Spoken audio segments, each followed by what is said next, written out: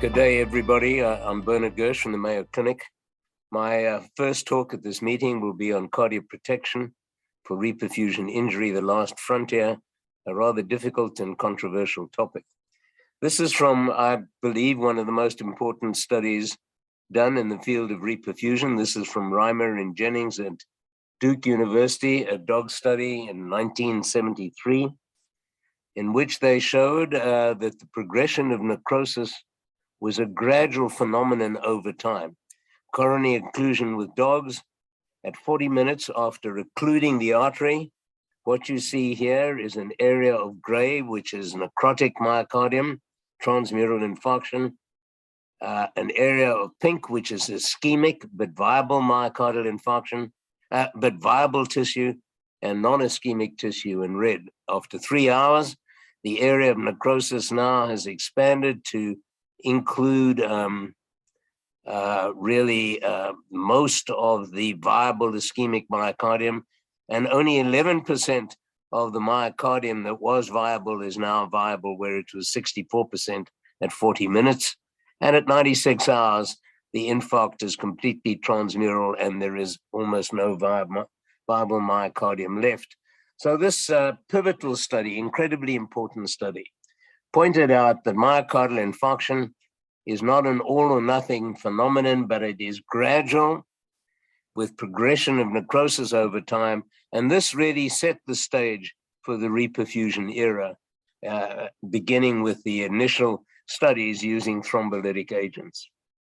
The relationship between infarct size, which is shown here, the area of gray, and outcomes following primary PCI was demonstrated in this meta-analysis by Dr. Greg Stone, where they divided patients up into quartiles of infarct size, the yellow being 0 to 8% of the left ventricle, the blue being 29.8% or greater.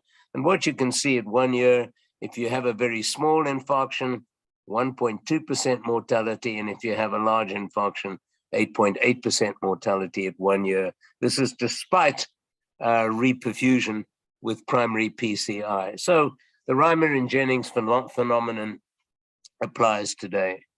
And on a different note, we saw this quite tragically in this study during the COVID era.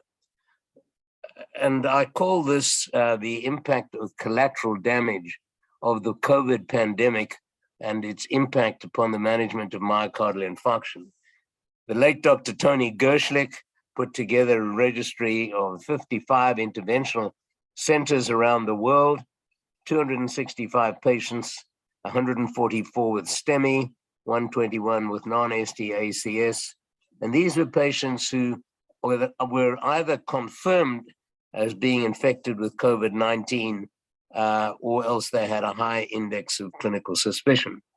And these were patients with acute coronary syndromes, and we were able to compare the results of interventional therapy during the COVID pandemic with two very large UK databases that were enrolled patients the year prior to the epidemic. And what you see is quite striking and quite tragic, really. Shown here in orange is COVID, in yellow is pre-COVID. And if you look at symptom to admission time, it went from 179 minutes pre-COVID to 339 minutes with COVID. Door to balloon time more than doubled. And look at the effect on mortality. In-hospital mortality the year before COVID for STEMI was 5.7% in these two large databases.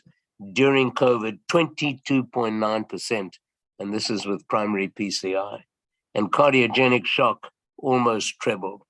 A striking example of time is muscle, the Reimer and Jennings hypothesis. And what is particularly poignant about this study is the last discussion I had with Dr. Gershlich over the results of this study. We were revising the paper for the Journal of the American College of Cardiology, and that was our last discussion because Tony tragically died of COVID a week later, a great cardiologist and a great pioneer in the field of interventional cardiology. This is the experimental model from Gersh. Infarct size without reperfusion, 75% of the left ventricle. With standard reperfusion, infarct size is reduced by 40%, as shown here in white. And with standard reperfusion plus cardioprotection, infarct size is reduced by a further 25%. So the concept of protecting the myocardium in addition to reperfusion has a very solid theoretical basis for this.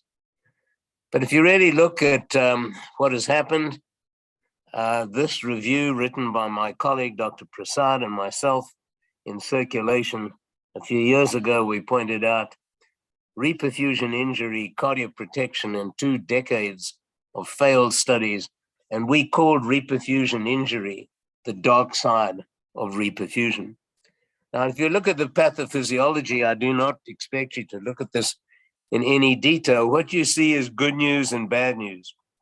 There are 2 main pathways that go from reperfusion to necrosis through reperfusion injury. One involves the cardiomyocytes, and the other is the coronary vascular compartment with microvascular dysfunction, embolization, edema, capillary obstruction, and so on. And why I say good news, bad news, the good news is there are many, many targets and areas where we can interfere and attempt to arrest the cycle of reperfusion followed by reperfusion injury and necrosis. The bad news is that there are many, many sites, so that even if we block one particular site here, such as calcium overload with hypercontracture, then there are still other pathways that can be utilized. So it's a very complex phenomenon. Now, over the last 20, 30 years, there's been a very large agenda of agents modifying reperfusion injury, and by and large, the results are unimpressive. And these are trials and studies that basically were neutral or failed. Hyaluronidase, calcium channel blockers, free radical scavengers, and the list goes on and on and on.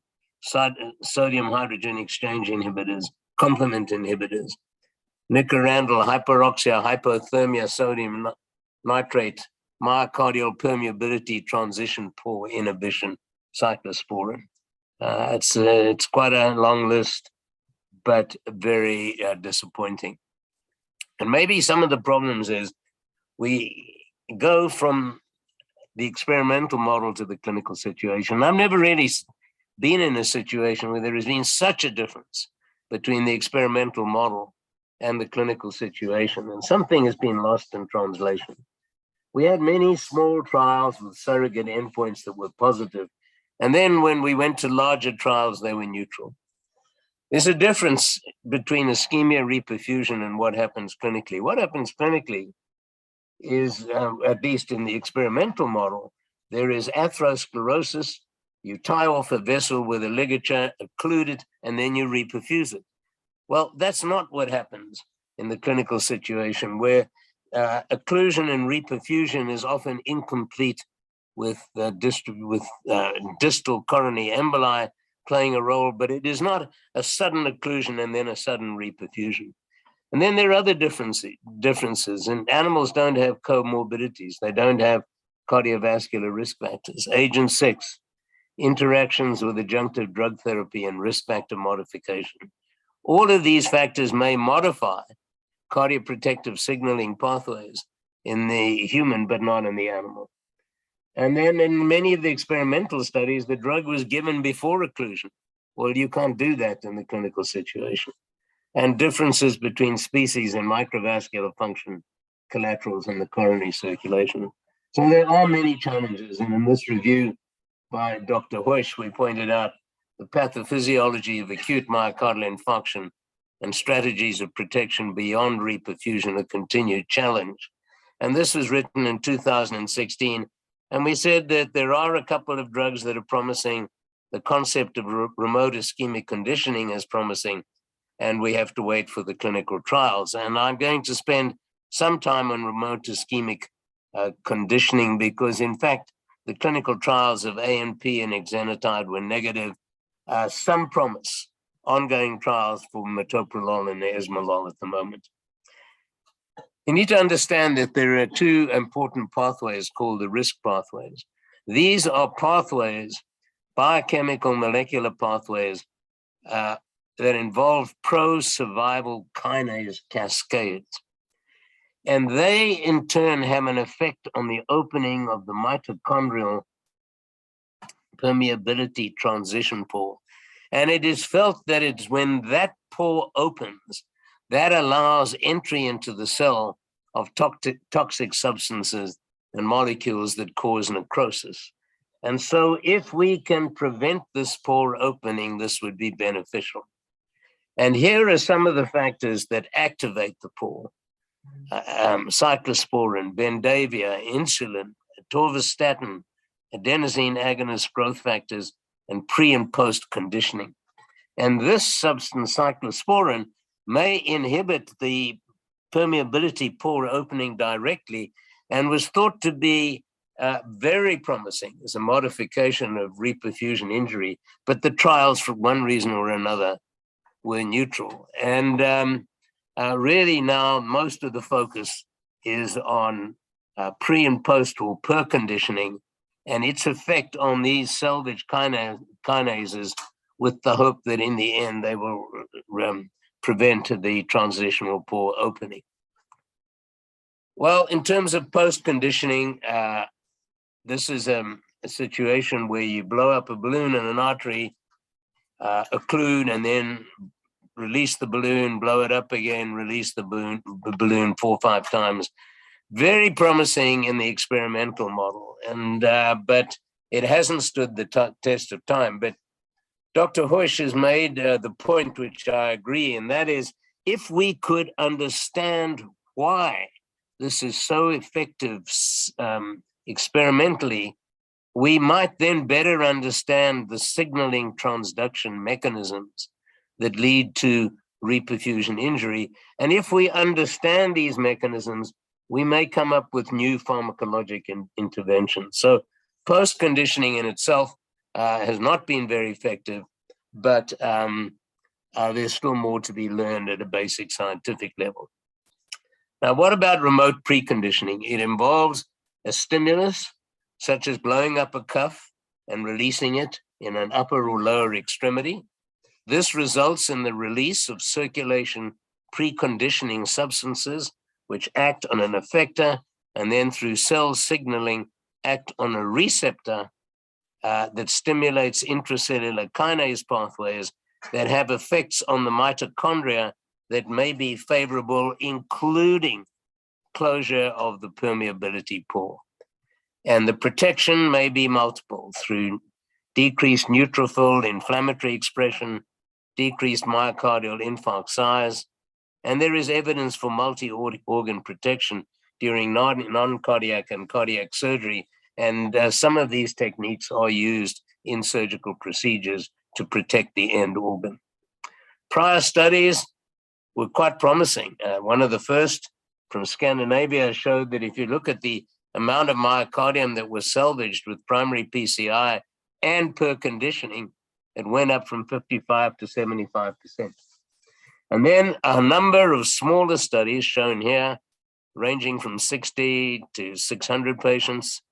The endpoints were all surrogate endpoints: ST resolution, CPK-MB release, troponins, myocardial edema measured with MRI, and only 2 with hard endpoints: admission for heart failure, NT-proBNP release, cardiac death, and heart failure for hospitalization. And what I really want to point out is that all of these studies with surrogate endpoints were positive in favor of preconditioning, including these smaller studies with harder endpoints. When you see a small study and you see a very large reduction in death and hospitalization, you have to be suspicious that the study is underpowered. Either way, the direction was always in the right direction. And that led to this trial, the Condi EPIC trial, 4,637 patients presented at the ESC 2019. I gave the commentary on this trial. This is the control group in yellow, remote ischemic conditioning in orange. and absolutely no difference. This is cardiac death, and this was cardiac death and myocardial infarction, P 0.32, no statistical significance at all. And this was basically very disappointing. But the point that we needed to make, this was a very, very good trial carried out by extremely good and expert people. And the problem was that the mortality was about 4%. And I think this is one of the major, even if I go further, cardiac death and heart failure was only 8%. And so here I think is the problem. If we had a perfect drug for reperfusion injury, and we gave it very early on, the results are so good, it would be too early to make a difference. If we gave it out here after 3 hours, it's too late to make a difference because already most of the damage is done. This is the extent of myocardial infarction shown in pink. So the window is very small. We have to give the drug somewhere between, or the agent, 1 to 3 hours. And the problem with the Condi trial was, it wasn't a problem. They were very, very good. And they gave the preconditioning very early on, reperfused early on. And I think that the final result was that the infarct size was too small to make a difference. So we need to look at other options. And this is the results from a registry at Duke, cardiogenic shock, no cardiac arrest, 23% mortality rate. So I think in patients with cardiogenic shock and cardiac arrest, reperfusion, protecting the myocardium, cardiac protection, too much damage has already been done. But I think the group that we need to look at are those in pre-shock and with cardiogenic shock. And in closing, a pilot study is currently ongoing with Dr. Holger Thiele in Germany, involving a number of us, in which we're going to focus on patients with KILLIP class 2 or more and perform both pre and post conditioning. This trial is now about a third the way through, and we should have results in a year or two. So it's been a long and bumpy road. It's been disappointing in so many ways, but I'll close with this statement that Hoysh and I made in Circulation 2020. Considering that in the real world of developed countries, and even more so in developing countries, the clinical outcomes of acute myocardial infarction are not as good as in recent trials. For example, the Condi-Eric trial. There is still an unmet medical need for adjunct cardioprotection beyond rapid reperfusion. So for most of the world where they are unable to reperfuse patients within an hour or two, I believe cardiac protection is still necessary and important. Our trial in Germany is ongoing, and I was pleased to read recently and hear recently that a similar trial is going on in Africa as we speak. Thank you for your attention.